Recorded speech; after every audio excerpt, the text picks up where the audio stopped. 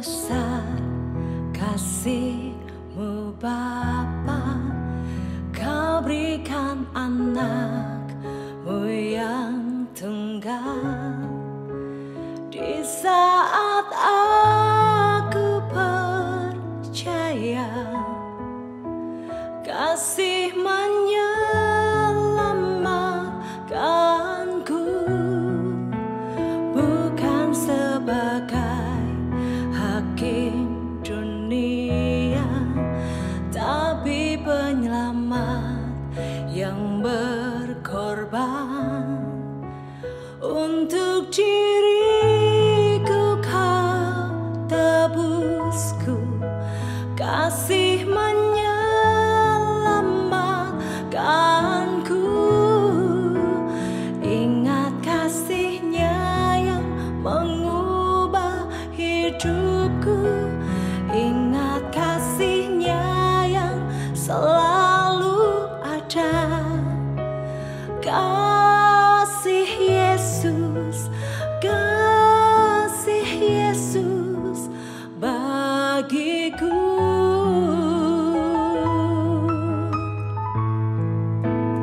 Ingat bilur-Nya yang sembuhkan lukaku, ingat salib-Nya yang menebus aku.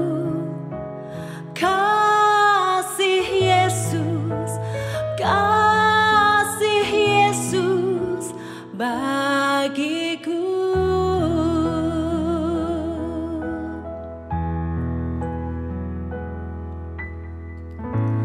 Kasih-Mu bebaskanku, lepaskan dari belenggu dosaku. Darah-Mu sucikanku, hanya Yesus, hanya Yesus. Kasih-Mu bebaskanku, lepaskan dari belenggu dosaku. Darah-Mu sucikanku, hanya Yesus,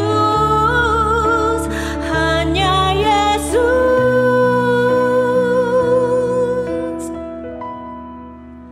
Ingat kasih-Nya yang mengubah hidupku, ingat kasih-Nya yang selalu ada. Kasih Yesus, kasih Yesus bagiku.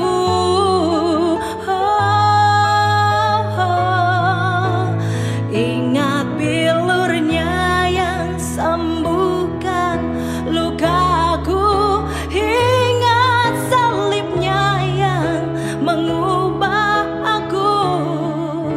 Kasih Yesus, kasih Yesus, kasih Yesus, kasih Yesus, kasih Yesus, kasih Yesus bagiku.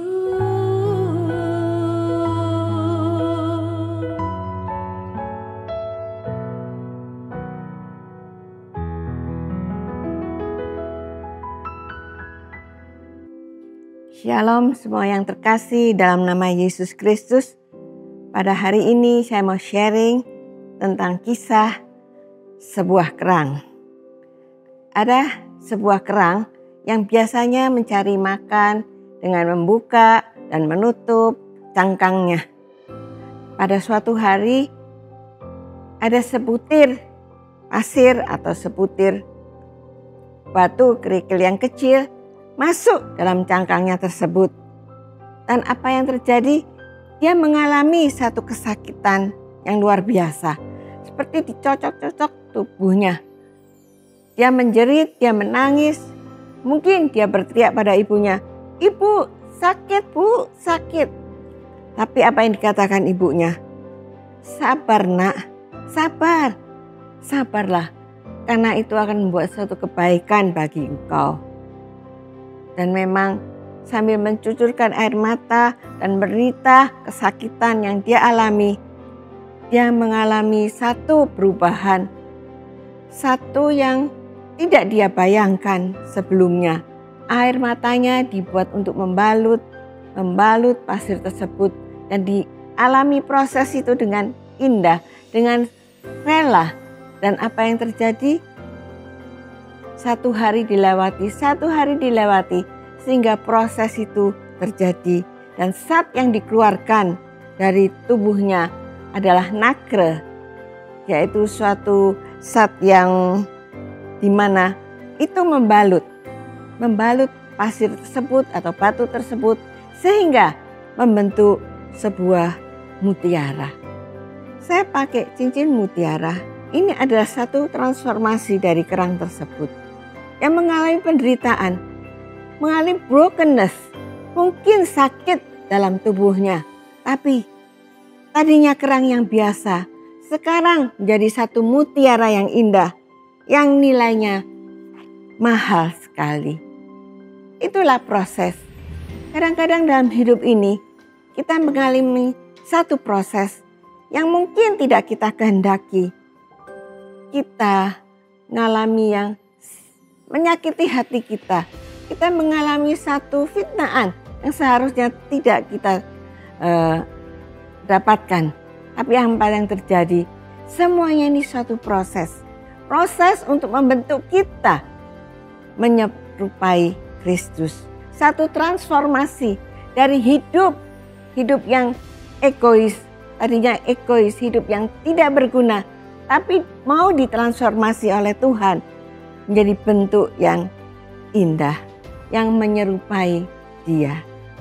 Itulah di dalam kita bisa lihat dalam Yesaya 57 ayat 15. Sebab beginilah firman Tuhan yang maha tinggi dan yang maha mulia, yang bersemayam untuk selama-lamanya dan yang maha kudus namanya.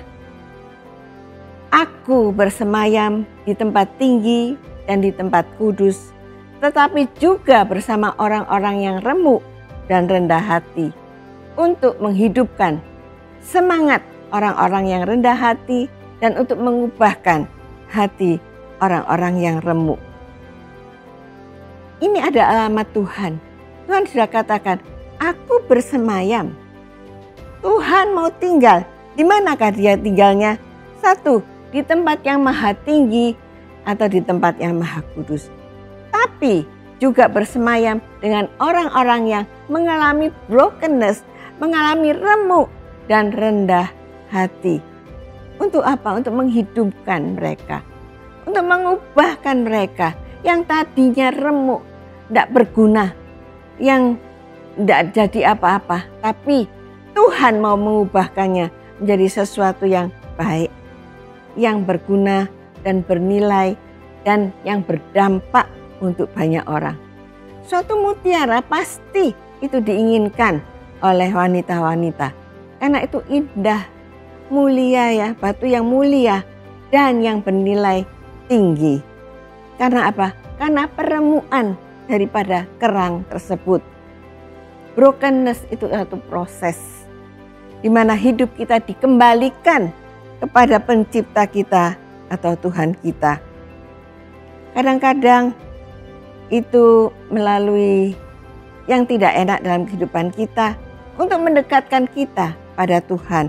Seperti Rasul Paulus, tadinya dia seorang imam Yahudi. Dia adalah ahli Taurat yang didikan adalah guru besar Gamaliel.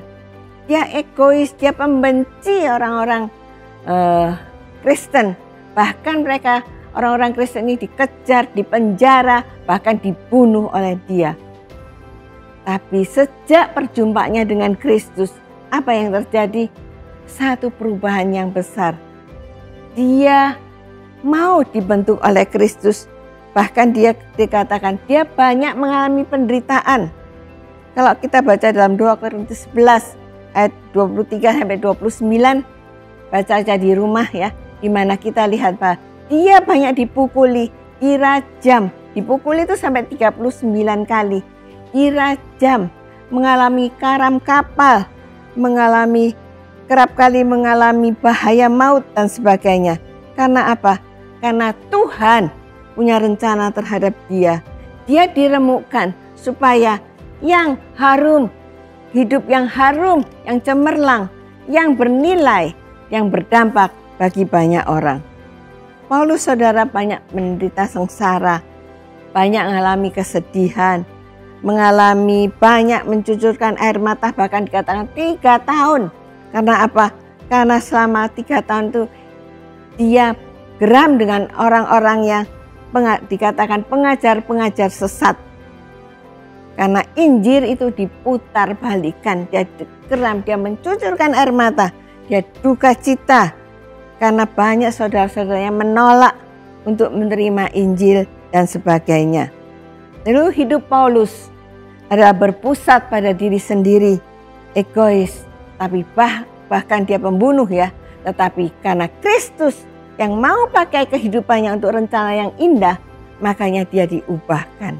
Seperti kerang itu diubahkan dari hari ke hari, tetapi menuju suatu yang indah.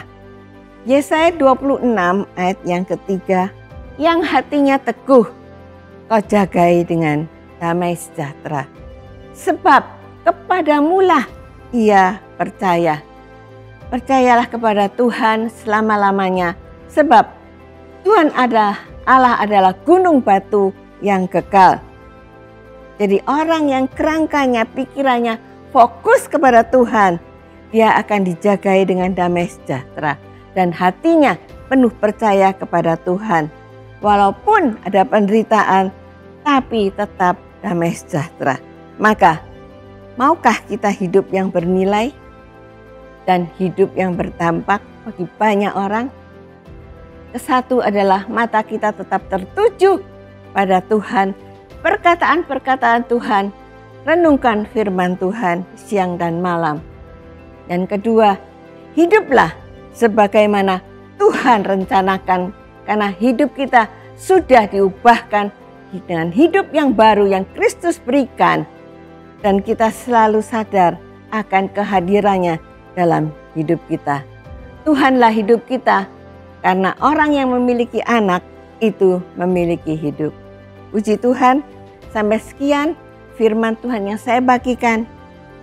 Berdampaklah dalam hidupmu dan bernilai, karena itu yang Kristus kerjakan, dan kita bertanggung jawab dengan apa yang Tuhan sudah kerjakan untuk berdampak bagi banyak orang. Puji Tuhan, Tuhan berkati. Tuhan, biarlah firman yang ditaburkan ini membawa dampak bagi hidup kita Tuhan, bahwa kita sadar bahwa Engkau memproses kami Tuhan untuk menjadi hidup yang lebih baik, hidup yang bernilai, hidup yang berdampak bagi banyak orang. Tuhan, kiranya Engkau yang dalam hidup kita, hidup kami ini Tuhan, mau Tuhan membuat sesuatu yang indah, menyerupai Engkau Kristus. Begitu kami mempersembahkan hidup kami pada Engkau, terjadilah kehendak-Mu, bukan kehendak kami, tapi kehendak-Mu saja yang terjadi. Dalam nama Yesus Kristus, kami serahkan hidup kami selanjutnya dalam tangan-Mu, dalam tangan Kristus Yesus. Haleluya. Amin.